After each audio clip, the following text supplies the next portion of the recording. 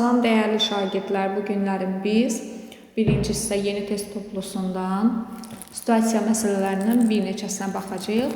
Birinci situasiya ilə başlayaq. Nihat dostuna zəng etmək istəyir. 7 rəqəmli telefon nömrəsinin son 3 rəqəmini yaddan çıxardı. Telefon nömrəsinin son 3 rəqəmindən biri B. Fərz edək ki, son 3 rəqəmi nömrələmişik. 1, 2, 3. Son 3 rəqəmindən deyil, biri B, yəni ikincisi B, digərindən A-dan, digəri A-dır, 2 vahid böyükdür, yəni B bərabərdir A topla 2-dir.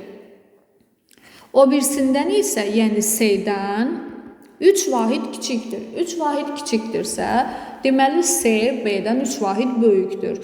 A topla 5-dir. Bu rəqəmlər B kvadratı bərabərdir AC şərtini ödəyir. Telefon operatorunda zəngin hər dəqiqəsi üçün 3 qəpik hesablanır.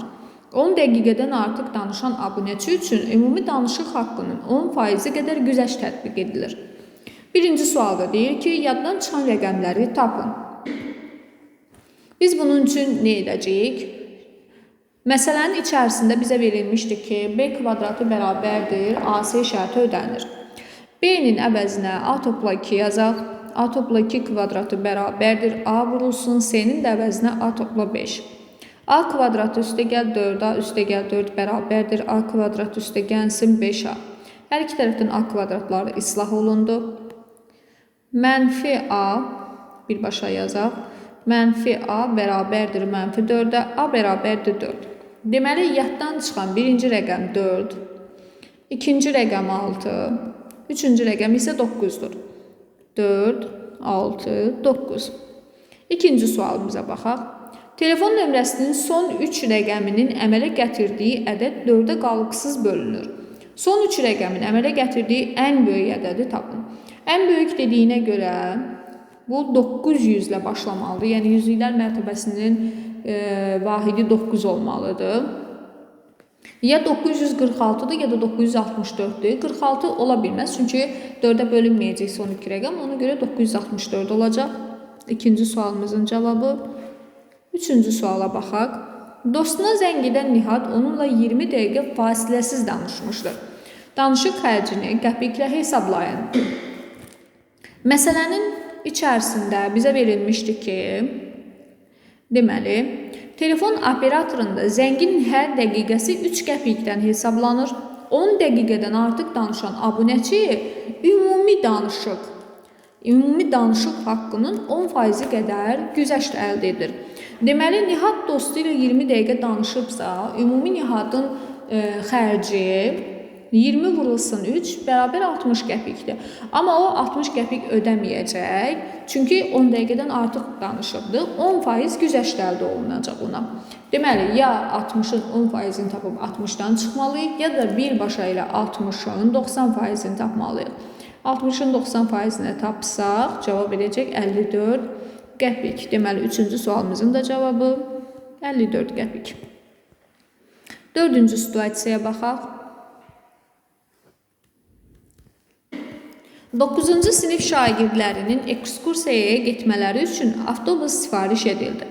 Avtobusda sərnişinlər üçün ayrılmış oturacaqların sayı 32-dir. Deməli, ümumi 32 oturacaq sayı var.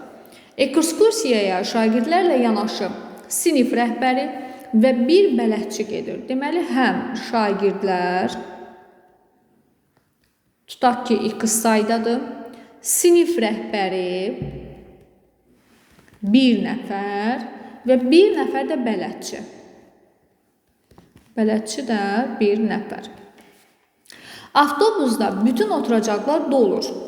Deməli, ümumi x topla 1 topla 1 32-yə bərabərdir. Buradan x bərabərdir 30-a. Belə çıxır ki, ümumi şagird sayı 30 nəfərdir. Bir nəfər sinif rəhbəridir, bir nəfər də bələdçidir. Oldular 32 nəfər. Avtobusda bütün oturacaqlar doldu.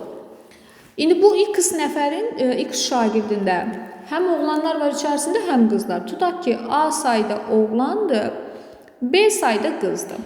Sonra görək bizə nə deyir? Məktəbdən saat 9:00-da hərəkətə başlayan avtobus gediş zamanı V km bölünmüş saat orta sürətlə hərəkət edərək yola 4 saat vaxt sərf edir. İlk sualımıza baxaq. Avtobusdakı şagirdlərdən qızların sayının 3 misli, 3B, oğlanların sayının 2 mislindən 2A, 10 nəfər çox olarsa, topla 10. Oğlanların və qızların sayını tapın. Məsələni tənlik və ya tənliklər sistemi qurmaqla həll edin. Tənliklər sistemi qura bilərik. 3B bərabərdir 2A topla 10'dur. Digər tərəfdən də biz bilirik ki, A ilə B-nin cəmi 30 olmalıdır. A topla B bərabərdir 30. Sistemləşdirək. İkinci tənlikdən A-nı tapsaq 30 çıxaq B. Birincidə yerinə yazsaq 3B çıxaq 2 vuraq 30 çıxaq B bərabərdir 10.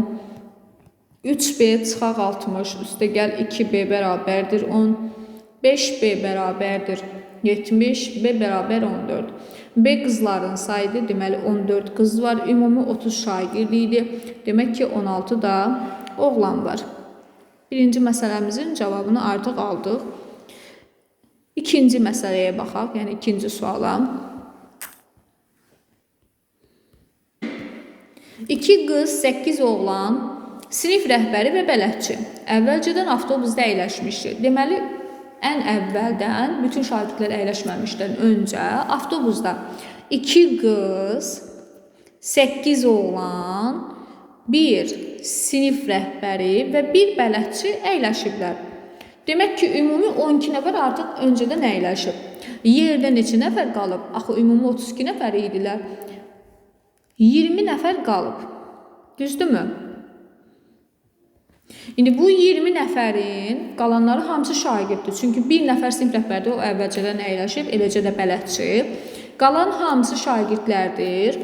Bu şagirdlərin 2 nəfəri qızdırsa, axı, ümumi burada qeyd edək, 14 dənə qız, 16 dənə oğlan var idi. Deməli, 2 qız əvvəlcədən əyləşibsə, artıq 20 nəfər hələ əyləşməyənlərdən 12 qız qalıbdı, 8 oğlan qalıb. Çünki 8 nəfər də oğlan əvvəlcədən əyləşibdi. Deyir ki, avtobusa minmək üçün yaxınlaşan növbəti 2 sərnişindən birincisinin qız, ikincisinin isə oğlan şagird olması ehtimalını tapın. Demək, ümumi 20 nəfər qalıb. Mümkün hallarımızın sayı 20'dir. Bunlardan 12 nəfəri qızdır. Əlverişli hallarımızın sayı 12'dir. Ehtimal bərabərdir 20'də 12'yə. Bu seçilən həmin o 2 şagirddən birinin qız olma ehtimalıdır. İndi oğlan olma ehtimalına baxaq. Artıq 20 nəfərdən 1 nəfər qız getdi, oturdu. Qaldı 19 nəfər oturmayanlar. Ona görə oğlanlar üçün ehtimalımız artıq 19 nəfərdir mümkün hallarını sayıb. Əlverişli hallarda 8 nəfər. Ehtimal PB bərabərdir 19'da 8. Bunları bir-birinə vururuq. PA vurulsun PB bərabərdir 20'də 12 vurulsun 19'da 8. 4'ə ixtisar getsə 2, 5 qalar. Bu da edər 95'də 24. Deməli, ikinci sualımızın da cavabı 95'də 24. Üçüncü sualımıza baxaq. Geri qayıtmaq üçün saat 16:00-da hərəkətə başlayan avtobus 1 km bölünmüş saat orta sürətlə 1 saat getdikdən sonra texniki nasazlığa görə 30 dəqiqə dayanır. Saat 20:00-da məktəbə çatmaq üçün avtobus qalan yolda əvvəlki orta sürətini neçə faiz artırmalıdır? Saat 4'də çıxıbsa, geri qaydanda deyir saat 20:00-da məktəbə çatmaq üçün.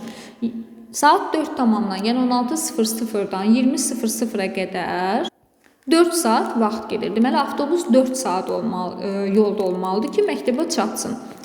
Bu zaman deyir, əvvəl 1 saat V-lə gedir, sürəti V olur.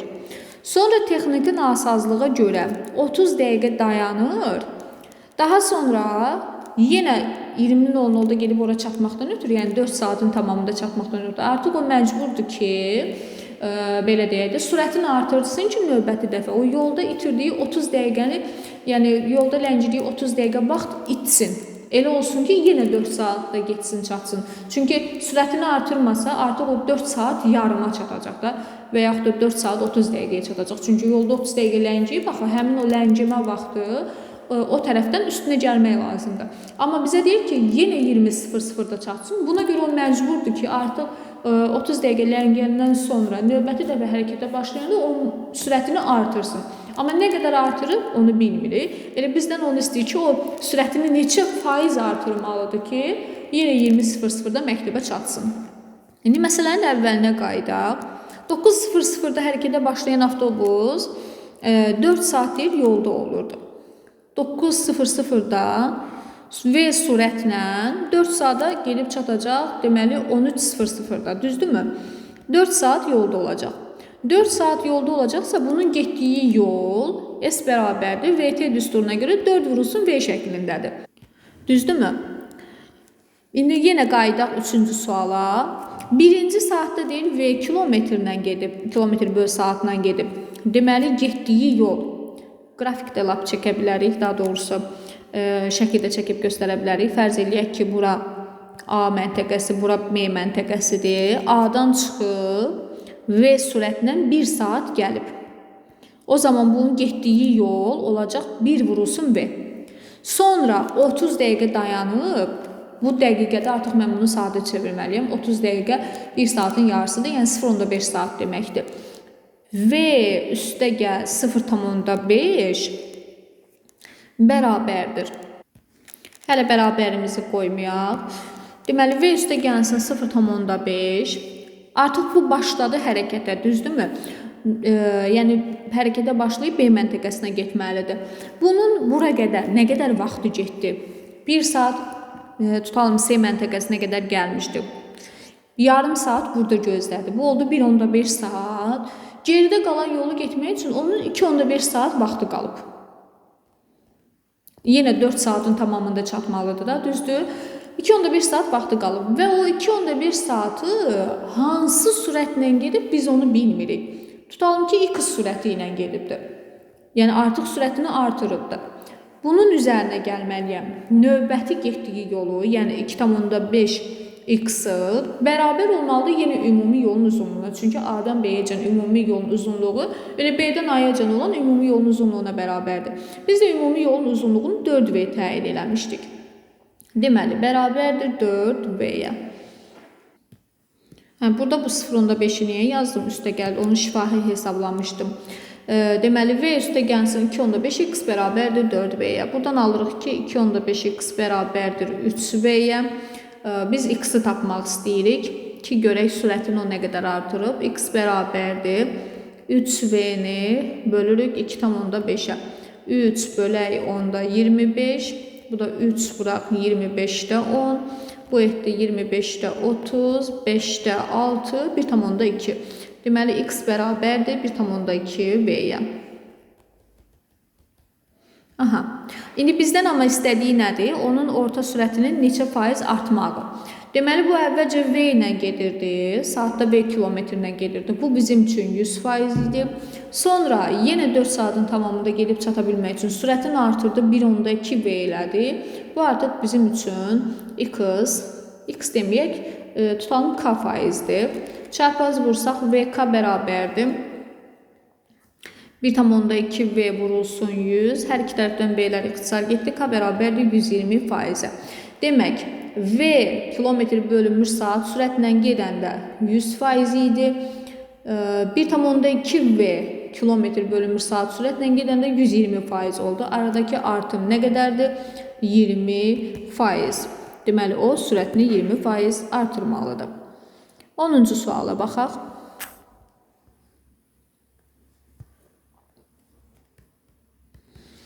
Gül mağazasına hər biri 4 manatdan 40 ədəd qızılgül, hər biri 5 manatdan 31 ədəd səhləb çiçəyi və hər biri 3 manatdan bir neçə ədəd zambaq gətirdilər.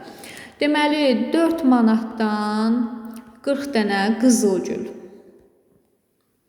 Sonra hər biri 5 manatdan 31 ədəd səhləb çiçəyi və hər biri 3 manatdan bir neçə, bilmirik qədərini, X qədər zambaq. 28-ci suala baxaq. Bu situasiyamızın ilk sualıdır. Mağazaya gətirilən zambaqların sayı, yəni X 30-dan çox, 40-dan azdır.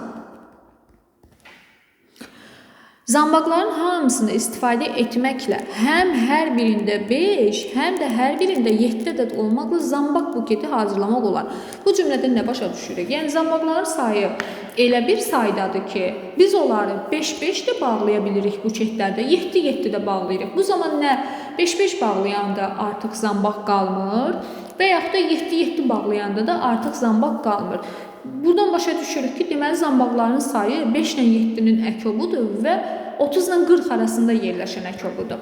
Deməli 5 ilə 7-nin, daha doğrusu bölünənidir. 5 ilə 7-nin bölünəni 35-dir. Həqiqətən də 30 ilə 40 arasında yerləşir. Deməli 35 zambaq var. Mağazaya neçə zambaq gətirilib? Birinci bunu istəyir bizdən 35 dənə zambaq. 29-cu sualımıza baxaq. Mağazaya gətirilən güllər içərisindən təsadüfən seçilən gülün qızıl gül və ya səhləb çiçəyi olması ehtimalını tapın. Deməli, ümumi gətirilən güllərin sayını tapaq. 40 qızıl gül idi, 31 səhləb çiçəyi idi, bu elədi 71, üzərinə də 35 gələndə 106. Demək, mümkün hallarımızın sayı ümumi 106 dənədir, amma deyir ki, təsadüfən seçilən gülün, yəni bir güldən söhbət gedir. Ona görə mümkün hallarımızın sayı kombinezon 106-dan 1-dir. Həmin o gülündə ya qızıl gül olmağı, deməli əlverişli hallarımızın sayı kombinezon 40-dan 1 və ya toplaq səhləb çiçəyinin olmasıdır. Yəni kombinezon 31-dən 1. Ehtimal bərabərdir. Məxrəcdə kombinezon 106-dan 1, surətdə kombinezon 40-dan 1, topla kombinezon 31-dən 1. Aşağıda 106, surətdə də 40 ilə 31-in cəmi 71 oldu. Ehtimalımız 106-da 71 ixtisar getmir, çünki 71 sadə ədəddir. 30-cu suala baxaq. Qızıl gül və zambaqlardan istifadə etməklə 30 manat dəyərində buket hazırlandı. Buketdə zambaqların sayı qızıl güllərin sayından 2 dəfə çox olarsa buketdəki qızıl güllərin sayını tapın.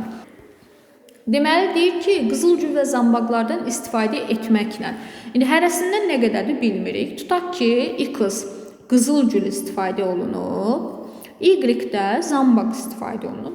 Yəni nə qədərdir bilmirik sayını. Və deyir ki, 30 manat dəyərində buket hazırlandı. İndi baxın, bir qızıl gül 4 manat idi.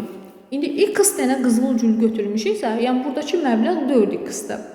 Üstə gəl, bir zambaq 3 manatdır. Buket hazırlamaq üçün bizə Y zambaq lazım olubsa, yəni istifadə eləmişiksə, ödənilən məbləğ 3Y-dir. Və deyir ki, istifadə etməklə 30 manat dəyərində buket hazırlandı. Deməli, ümumi məbləğ 30 manatdır. Buketdəki zambaqların sayı, yəni Y, qızıl güllərin sayından 2 dəfə çoxdur. Bərabərdir 2X-a. Nə edirik? Tənlikdə harada Y görürüksə, yerinə 2X qoyuruq. 4X üstə gəl 6X bərabərdir 30-a, 10X bərabərdir 30-a, buradan X bərabərdir 3-ə. Deməli, buketdəki biz X-dən qızıl gülləri işarə eləmişdik. Qızıl güllərin sayı 3 dənədir. Elə o qızıl güllərin sayını istəyir, ona görə də cavabımız olur 3. Növbəti 12-ci situasiyamıza baxaq. Mağazaya gün ərzində gələn 150 nəfərdən 64-ü qələm, deməli ümumi 150 nəfər, 64-ü qələm alanlar 64 nəfər, 90-ı dəftər aldı. Dəftər alanlar 90 nəfər. Onlardan 48-i hər iki növ ləvazimatı aldı. Yəni həm dəftər, həm qələm. Həm dəftər, həm qələm. Deməli 48 nəfər.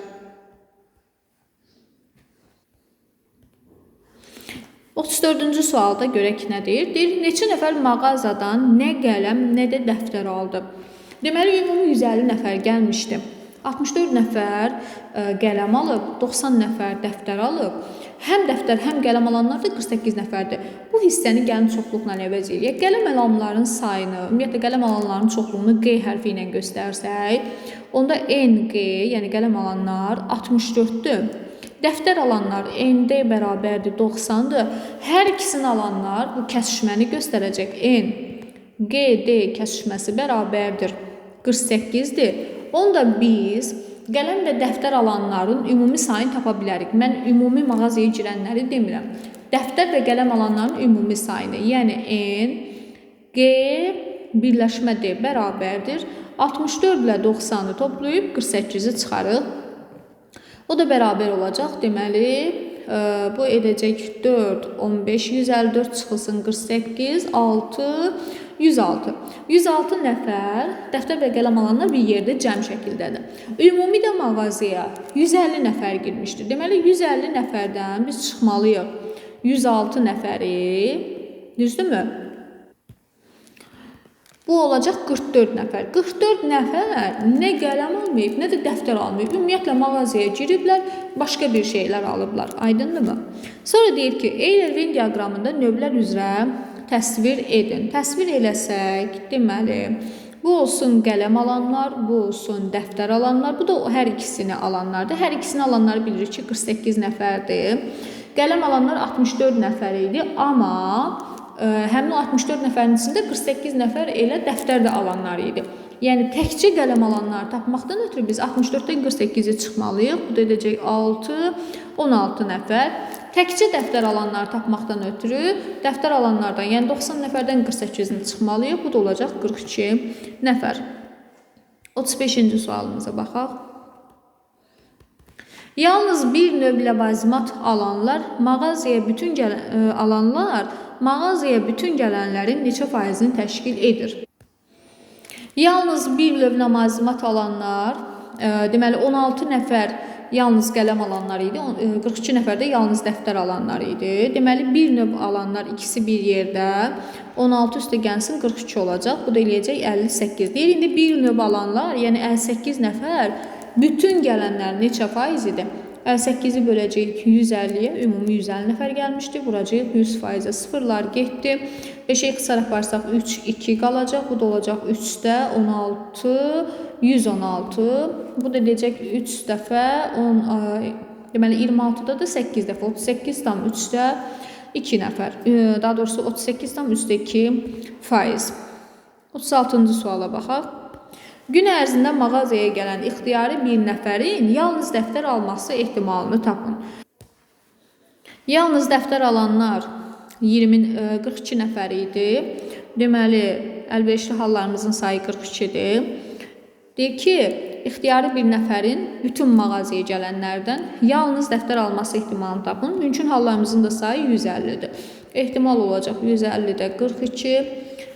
Demək, apara bilərik biz bunu neçəyə? 6-ya. 6-ya aparsaq 25 aşağıda, yuxarıda da 7 qalacaq. Cavabımız olacaq 25-də 7. Bu qədər 4 sualın izahını verdik. Daha doğrusu 4 situasiyanın hər birində də 3 sual.